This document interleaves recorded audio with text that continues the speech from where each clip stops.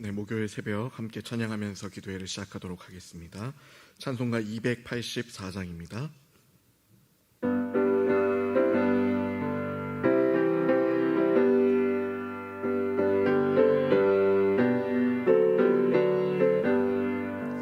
오랫동안 모든 죄 가운데 빠져 더럽기가 한량 없던 우리들 아무 공로 없이 구원함을 얻어 하나님의 자녀 지금 되었네.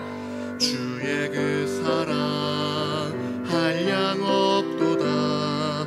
찬송할지어다 예수의 공로. 주의 그 사랑 한량 없도다. 찬송할지어다 예수의 공로. 주의 보혈로서 정결하게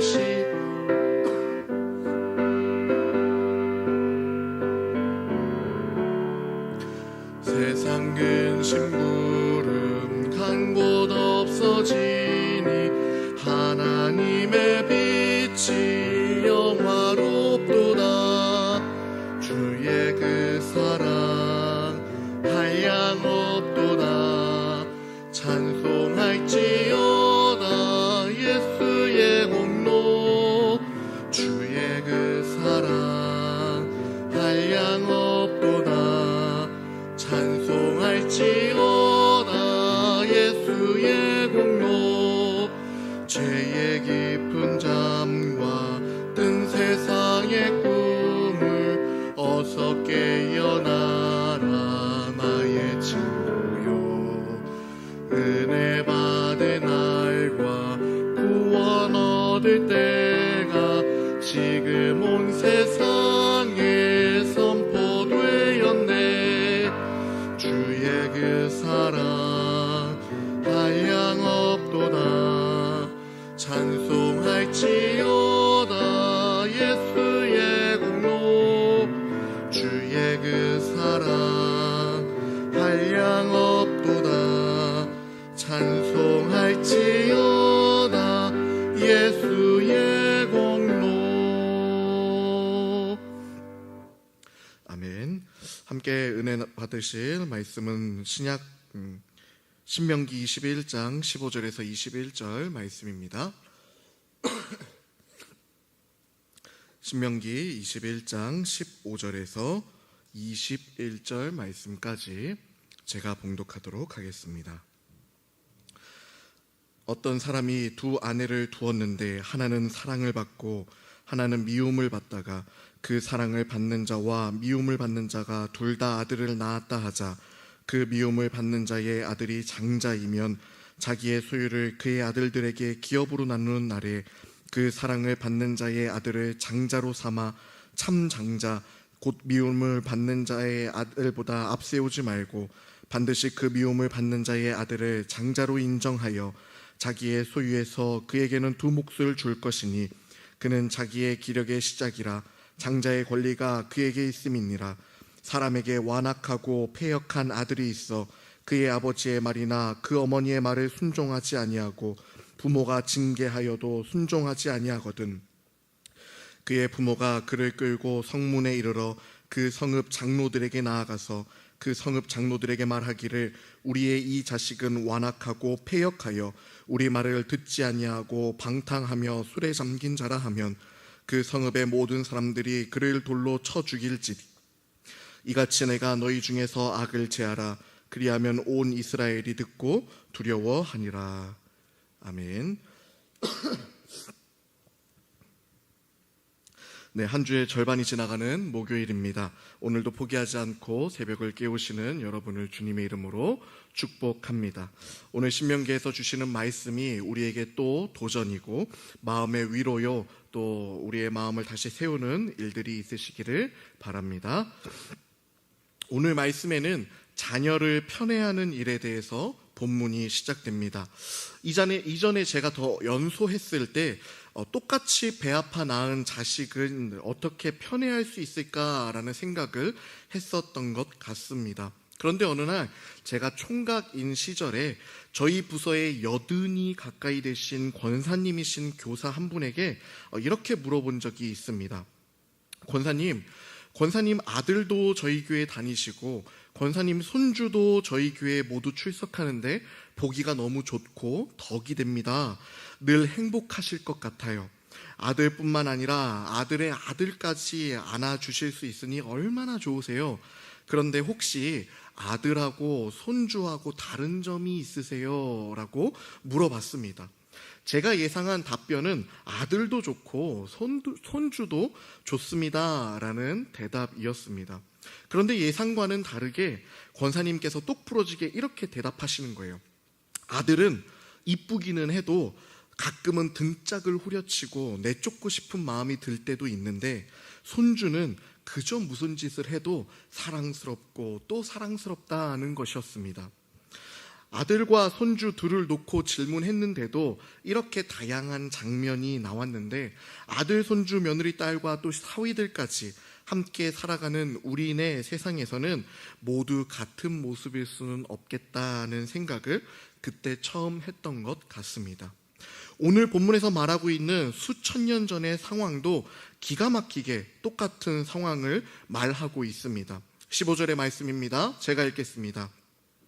어떤 사람이 두 아내를 두었는데 하나는 사랑을 받고 하나는 미움을 받다가 그 사랑을 받는 자와 미움을 받는 자가 둘 다 아들을 낳았다 하자 그 미움을 받는 자의 아들이 장자이면. 이스라엘 백성의 시대에 어떤 사람에게 두 명의 아내가 있었습니다.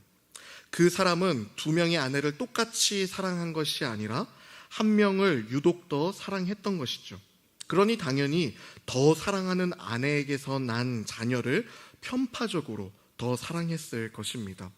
본문에 의하면 한 사람은 사랑을 받고 한 사람은 미움을 받는다고까지 말하고 있습니다. 성경은 놀랍게도 이런 상황에서 어떻게 행동해야 하는지를 율법 조문 가운데 지도하고 있는 것이죠. 우리 16절과 17절 두 절 말씀을 같이 한번 읽어보겠습니다. 자기의 소유를 그의 아들들에게 기업으로 나누는 날에 그 사랑을 받는 자의 아들을 장자로 삼아 참 장자 곧 미움을 받는 자의 아들보다 앞세우지 말고 반드시 그 미움을 받는 자의 아들을 장자로 인정하여 자기의 소유에서 그에게는 두 몫을 줄 것이니 그는 자기의 기력의 시작이라 장자의 권리가 그에게 있음이니라. 아버지 되는 권세로 자녀들에게 축복을 나눠줄 때 내가 더 사랑하는 자녀이기 때문에 장자로 세우고 내가 더 미워하는 자녀이기 때문에 차자로 바꿔 세우지 말라는 것입니다. 성경이 말하고 있는 것은 그들이 원래 태어났던 순서 그대로 축복을 나누라고 말하고 있는 것이죠. 내가 더 사랑하기 때문에 차자에게 장자의 축복을 주지 말고 내가 더 미워하기 때문에 장자에게 차자의 축복을 주지 말라는 것입니다. 이 세대가 그렇게 외치고 있는 올바른 인권 존중의 모습이고 또 공평한 삶의 모습입니다. 공의를 지키시는 하나님을 찬양하게 하는 모습이 아닐 수 없죠. 사회 안에서뿐만 아니라 우리가 매일 부딪히는 살아있는 가정 안에서도 하나님의 공의를 실천하며 살아가야 하는 의무가 우리에게 있다고 말씀하고 있는 것입니다. 우리는 늘 가정 안에서만큼은 어떤 일이든지 약해지는 습관이 있는 것 같습니다. 공평과 진실에 있어서도 올바른 사랑의 나눔에 있어서도 존중과 온유에 있어서도 사회에서는 그렇게 외치고 민감하게 여기지만 가정 안에서는 모든 긴장을 풀어버리고 하나도 신경 쓰지 않을 때가 많이 있지 않습니까? 하나님께서는 성경의 한 본문을 할애해서 말씀하시기까지 우리의 가정 안에서 일어나는 일들을 꼼꼼히 지도하고 계시는 것이죠. 그런데 여러분, 우리가 오늘 본문을 단순히 인간적인 도덕률에 의거해서 공평하게 사랑하라는 정도로 이해하고 넘어가면 안 됩니다.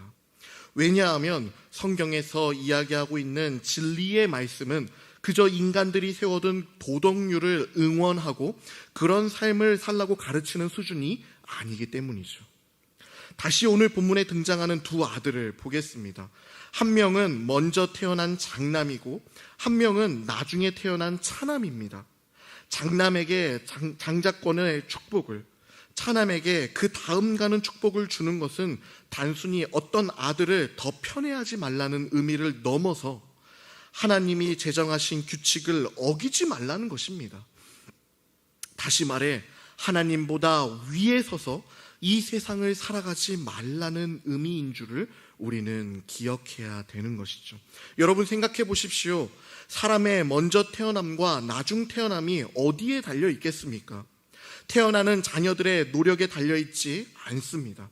그렇다고 소위 운이라고 부르는 일에 달려 있지도 않습니다.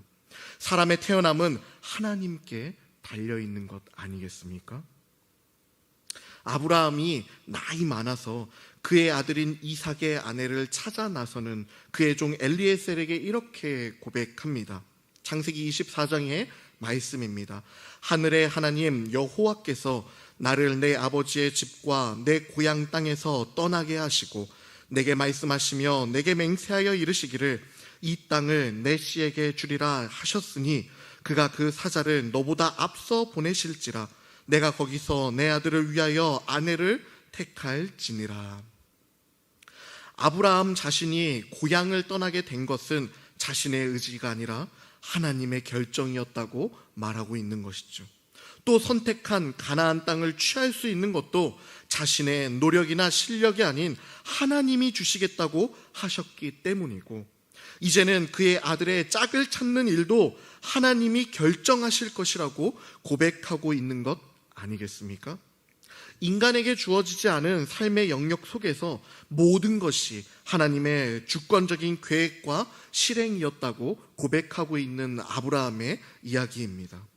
지금 본문에서 말하고 있는 장자에게는 장자권을, 차자에게는 다음가는 축복을 하라는 것은 자녀를 편애하지 말라는 뜻을 훨씬 뛰어넘어서 하나님이 정하신 법을 가정 안에서 지키며 또 그것을 자녀들에게 가르치라는 것을 의미하는 아주 중요한 본문입니다.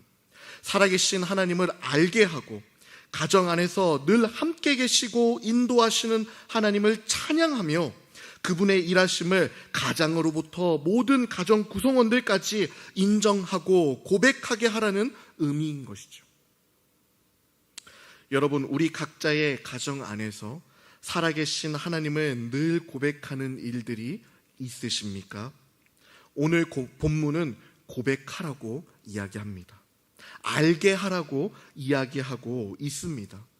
부모가 믿는 하나님을 자녀에게도 그 어떤 일이 있더라도 전수하여 이어가라고 말씀하고 있는 것이죠. 오늘 본문 뒤이어 나오는 이야기도 마찬가지입니다. 우리 18절에서 21절 말씀 제가 읽겠습니다. 사람에게 완악하고 패역한 아들이 있어 그의 아버지의 말이나 그 어머니의 말을 순종하지 아니하고 부모가 징계하여도 순종하지 아니하거든 그의 부모가 그를 끌고 성문에 이르러 그 성읍 장로들에게 나아가서 그 성읍 장로들에게 말하기를 우리의 이 자식은 완악하고 패역하여 우리 말을 듣지 아니하고 방탕하며 술에 잠긴 자라 하면 그 성읍의 모든 사람들이 그를 돌로 쳐 죽일지니 이같이 내가 하나님 중에서 악을 제하라. 그리하면 온 이스라엘이 듣고 두려워하리라. 말 안 듣는 자녀가 있거든 혼을 내라는 말씀을 넘어서 죽이라고까지 표현되고 있습니다. 물론 구약의 시대에는 실제로 행해졌을 조문이지만 이 말씀에도 훨씬 더 고차원적인 뜻이 나타나고 있는 것이죠. 부모라는 권위는 이 세상에서 누가 주신 것입니까? 그 어떤 사람이 준 것이 아니라 하나님께서 지정하여 주신 것입니다. 내가 원하는 자녀들을 골라 낳을 수 없는 것처럼 내가 원하는 부모를 선택해서 태어날 수 없는 것이 인간의 한계이지 않습니까? 하나님의 섭리에 속해 있는 일이기 때문입니다. 구약에서는 그렇기 때문에 부모를 섬기는 일을 하나님을 섬기는 일과 동등되이 이야기하는 구절이 참 많이 등장합니다. 우리 레위기 19장 3절 말씀은 같이 한번 읽어보겠습니다. 너희 각 사람은 부모를 경외하고 나의 안식일을 지키라. 나는 너희의 하나님 여호와이니라. 하나님을 섬기는 안식일을 지키라는 이야기와 부모를 섬기라는 이야기가 같이 나타나고 있지요. 나는 너희의 하나님이라는 것을 이야기하는 동시에 부모를 섬기라는 이야기가 같이 나오는 이유가 그것입니다.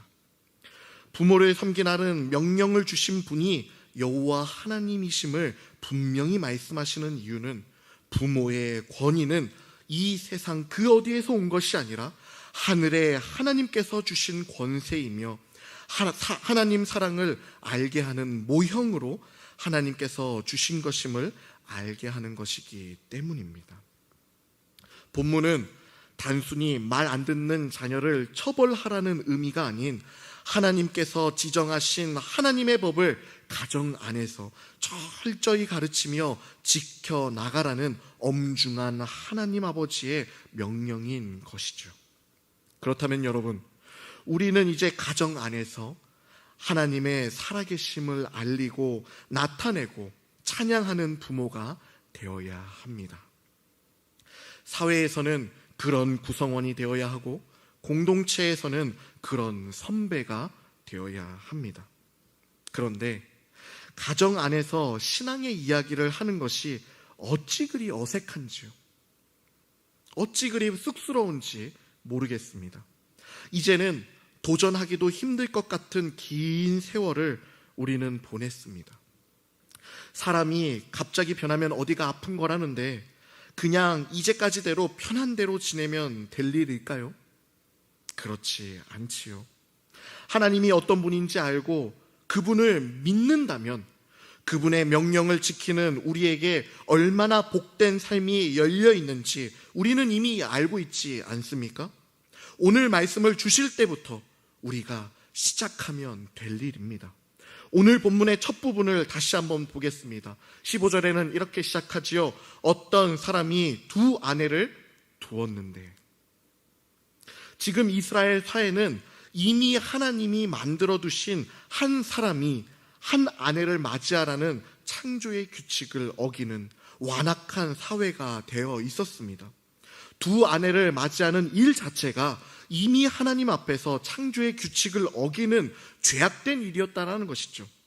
그런 악한 죄인들에게 하나님께서 신명기를 통해 또다시 하나님의 법을 말씀하시고 가르치시는 이유가 무엇일까요? 이제부터 다시 시작하면 된다는 것입니다.